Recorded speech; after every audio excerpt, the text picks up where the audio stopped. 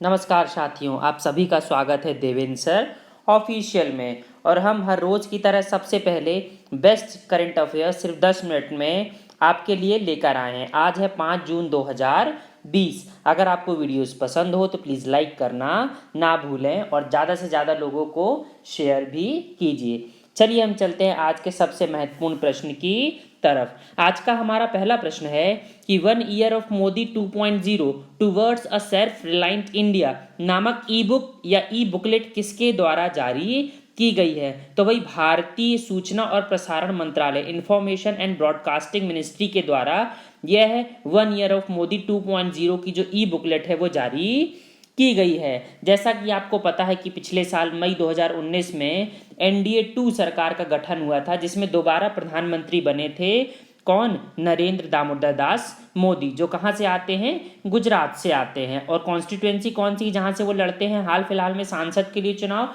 बनारस उत्तर प्रदेश से लड़ते हैं।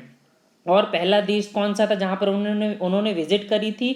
वो था मालदीव्स। तो कुछ कुछ इन्फॉर्मेशन याद रखिएगा, क्वेश्चन बन सकते हैं। मोदी सरकार के दूसरे कार्यकाल की उपलब्धियों पर प्रकाश डालती है यह मोदी 1 ईयर या 1 ईयर ऑफ मोदी 2.0।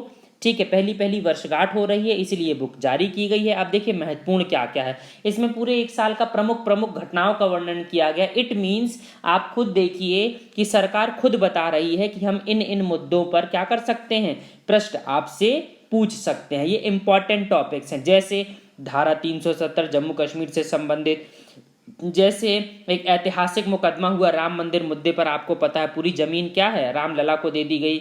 जैसे ट्रिपल तलाक पर जो अपराधीकरण है कर दिया गया कि अगर आप एक ही बार में 3 बार तलाक तलाक तलाक बोलते हैं तो उसे क्या क्रिमिनल एक ऑफेंस माना जाएगा। जैसे बोडोलैंड का समझौता हुआ है ना, ये भी क्या है बिना हिंसा के हो गया। जैसे कि नागरिकता अधिनियम CAA में संशोधन किया गया। जैसे कि कोविड-19 की महामारी एकदम से सामने आ गई। जैसे हाउडी मोदी कार्यक्रम यूएसए में एक भव्य स्वागत प्रोग्राम किया गया था। वैसे ही गुजरात में नमस्ते ट्रंप और मामल्लपुरम में मोदी और शी जिनपिंग की क्या है मुलाकात देखने को मिली थी। और 20 लाख करोड़ रुपए के आर्थिक पैकेज पर भी यहाँ पर प्रकाश डाला गया है। चलिए हम चलते हैं अपने अगले प्रश्न की तरफ। अगला हमारे पास प्रश्न है कि ट्विटर ने गूगल के किस मुख्य कार्यकारी अधिकारी या किस मुख्य क्या चीफ फाइनेंशियल ऑफिसर को अपने बोर्ड का नया अध्यक्ष नियुक्त किया। बहुत महत्वपूर्ण है भाई ट्विटर के नए अध्यक्ष, इनका नाम है पैट्रिक पिचेट। आप स्क्रीन में इनकी फोटो देख सकते हैं। वह क्या है, देखिए भाई किसकी जगह ले रहे हैं? ओमिद कोडिस्टानी की यह जगह ले रहे हैं। अब ये ट्विटर के क्या बन चुके हैं? नए अध्यक्ष बन चुके हैं। 2017 में ट्विटर के जो निदेशक मंडल है उसमें जुड़े हुए थे और 2008 से लेकर 2015 तक गूगल के CFO चीफ फाइनेंशियल ऑफिसर के रूप में भी ये कार्य कर चुके हैं। याद रखिएगा ट्विटर के इतिहास में ऐसा पहला मौका है जब किसी ट्विटर के बाहर के व्यक्ति को अध्यक्षता प्राप्त हो रही है। तो क्या नाम है देखिए, पैट्रिक पिचेट। ट्विटर के जो मुख्य कार्यकारी अधिकारी हैं जैक डॉर्सी, उनसे आप परिचित होंगे।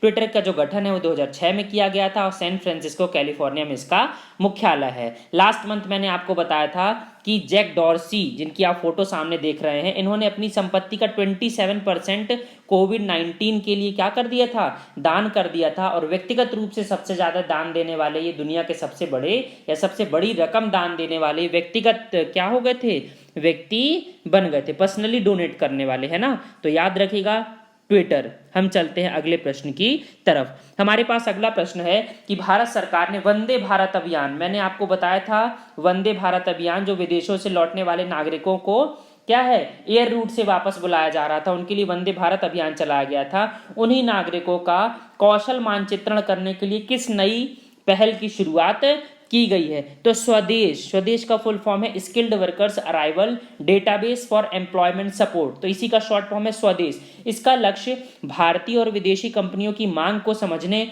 उसे पूरा करने और उनके कौशल, इट मीन्स स्किल और एक्सपीरियंस का लाभ उठाने के लिए एक डेटाबेस तैयार करने के लिए यह स्वदेश प्रोग्राम चलाया जा रहा है। उद्यमिता मंत्रालय, नागरिक उड्डयन मंत्रालय और विदेश मंत्रालय की संयुक्त पहल है। nsdcindia.org हैशटैग स्वदेश पर पूरी की पूरी इंफॉर्मेशन मिल जाएगी। जो लोग बाहर से आए हैं कृपया वो अपना डेटा इसमें भरना न भूलें। भारत देश के कौशल विकास और उद्यमिता मंत्री हैं महेंद्र नाथ पांडे, और एविएशन मिनिस्टर है हरदीप सिंह पुरी, और फॉरेन मिनिस्टर हैं आपको पता है सुब्रमण्यम जयशंकर। याद रखिएगा भाई स्वदेश इसकी बहुत महत्वपूर्ण है, यह है स्वदेश है ना, जो बाहर जो ब्रेन ड्रेन हो रही है भारत देश में उसको वापस घर में उपयोग करना। अगला प्रश्न है हमारे पास कि वर्ष 2020 और 21 के लिए CII भारतीय उद्योग परिसंघ कॉन्फेडरेशन ऑफ इंडियन इंडस्ट्री के अध्यक्ष कौन बनाए गए हैं? तो भाई कोटक महिंद्रा बैंक के MD और CEO उदय कोटक को यह जिम्मेदारी मिली है।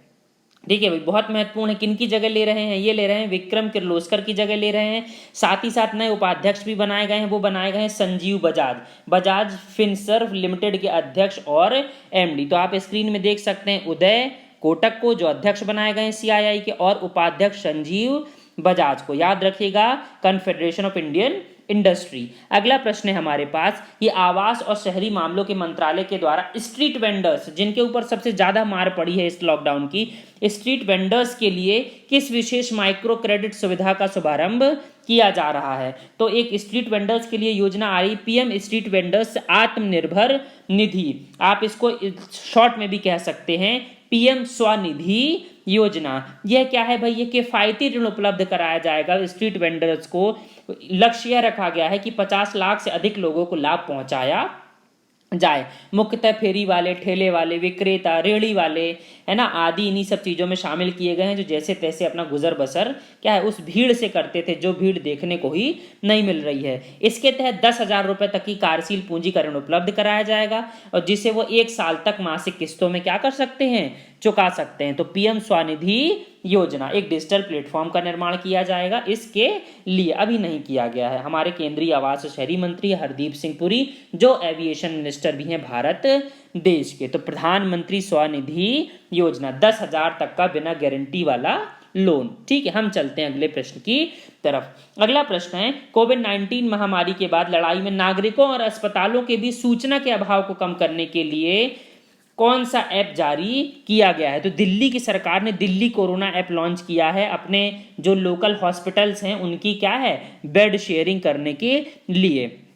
उन्होंने अस्पताल व बेड और वेंटिलेटर की जानकारी प्रॉपर इस दिल्ली कोरोना ऐप पर क्या है लॉन्च करी। दिल्ली के मुख्यमंत्री हैं आम आदमी पार्टी के अरविंद केजरीवाल, और उपराज्यपाल है अनिल बैजल। आप देख सकते हैं दिल्ली कोरोना ऐप। आपको याद होगा कुछ दिन पहले ही दिल्ली की सरकार ने 5T एक्शन प्लान भी क्या किया था? जारी किया था। इस 5T में क्या था? Testing, tracking, treatment, team work और ट्रैकिंग एंड मॉनिटरिंग। ये साउथ अफ्रीका से लिया गया मॉडल था, यह दिल्ली की सरकार के द्वारा लॉन्च किया गया था। यह भी आपसे पूछा जा सकता है। अगला प्रश्न है हमारे पास कि BAFTA British academy of film and television awards का नया अध्यक्ष किसे चुना गया है? तो कृष्णेंदु मजूमदार को इस बाफ्टा का, ये क्या ब्रिटेन का टेलीविजन से संबंधित सबसे बड़ा अवार्ड, इसका अध्यक्ष चुना गया है। यह एमी पुरस्कार विजेता एक टेलीविजन निर्माता है कृष्णेंदु मजूमदार।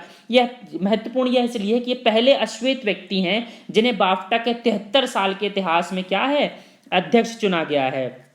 पिप्पा हैरिस की ये जगह लेने वाले हैं, जो अब डिप्टी चेयरमैन के या डिप्टी चेयरपर्सन के रूप में कार्य करेंगे, और 14 वर्षों से लगभग कृष्णेंदु बाफ्टा से जुड़े हुए हैं। आप बाफ्टा का जो लोगो है वो देख सकते हैं, काफी वर्ल्ड वाइड फेमस है, और कृष्णेंदु जी को भी देख सकते हैं। अगला प्रश्न है हमारे पास कि नेशनल फर्टिलाइजर्स लिमिटेड, राष्ट्रीय उर्वरक लिमिटेड का अध्यक्ष और प्रबंध निदेशक, चेयरमैन और मैनेजिंग डायरेक्टर का अतिरिक्त प्रभार या कार्यभार का जिम्मा किसे सौंपा गया है? तो वीरेंद्र नाथ दत्त को बनाया गया है चेयरमैन और MD। अभी तक ये मार्केटिंग निदेशक के रूप में कार्य करते आए हैं। मनोज मिश्रा की ये जगह ले रहे हैं। आपको पता होना चाहिए नेशनल फर्टिलाइजर्स लिमिटेड सरकारी स्वामित्व की एक मिनी रत्न कैटेगरी 1 की कंपनी है ना, और ये उर्वरक, जैविक उर्वरक, रासायनिक उर्वरक सभी का उत्पादन करती है। आप स्क्रीन में देख सकते हैं राष्ट्रीय उर्वरक लिमिटेड, इसका मुख्यालय नोएडा में है।